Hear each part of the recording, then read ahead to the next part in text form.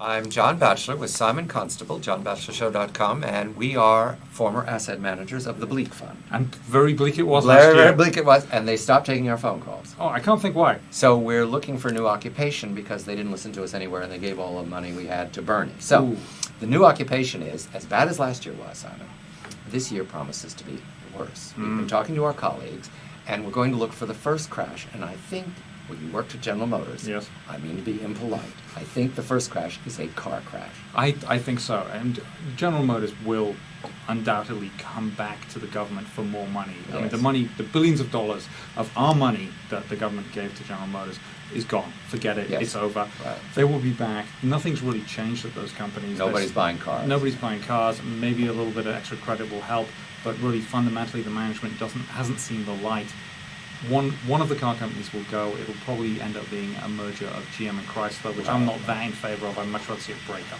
And General Motors going away will have an additional problem, Yes. because that's a lot of advertising goes away, and the next prediction that we as former asset managers now make, because we need a new occupation, the next prediction we have, a couple of Cassandras here, is that newspapers are going to go away. Now, Simon, you also work for a newspaper-like organization. Yes. Is it ready to disappear? Well, it's not ready to disappear because it does rely on subscriptions a lot, and it's also a very, very, very strong brand name. Wall Street Journal. Wall Street. Yes. I work with Dow Jones, and that's one of the publications. And one of the big problems, as you mentioned, the car ads. There are two sorts of car ads. One is the big display ad saying "buy this car, buy this Porsche," Which buy you this, don't need anyway. Right, and then there are the local ads, which are the car dealerships saying "buy this car at this price on this day." and Buy I'll give this you-" SUV, I'll give you a car. Yeah, Yes, right, yeah, exactly. and that's that sort of stuff. And both of those are going to be really hurt, and that's not going to be good. Newspapers need to reinvent themselves in some way, and the question is how. In addition to newspapers disappearing, every store I've been in since, the last 3 months is going to go away. I go inside the store and I see them clearing the window display out. The customers have left. There's nobody behind the counter. Is that the same experience? Yes, it is, and very interesting. Today I went into a store and they're so lightly staffed that if you actually want to buy anything, it's now very hard to buy stuff because you can't get the assistant to help you. And you try to give them money and they look at you like you're a fool. You know, what exactly are you doing? So retail's going to go away, and advertising is going to go away.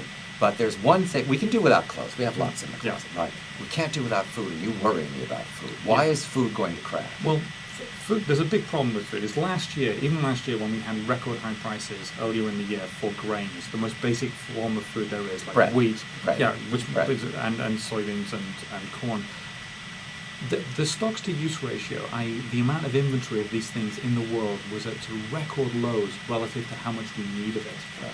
And the problem was, and is, that farmers are planting less. Because this commodity year. prices went down. Because commodity costs prices went up. and costs went up, and that means we're going to have an even worse problem next year. So we will see food prices spike later and then we'll see famine, and it will always affect the people who are least able to afford it. So I don't think many people here in the US will be in famine, but people in third world countries may well find turmoil, themselves destabilization, be rogue awful. states. Yes, all right. So Simon Constable and John Batchelor, former asset managers, you understand, they won't take our calls. However, we're predicting, as 2,000 years ago, the four horsemen of the apocalypse: pestilence, famine, war, and death.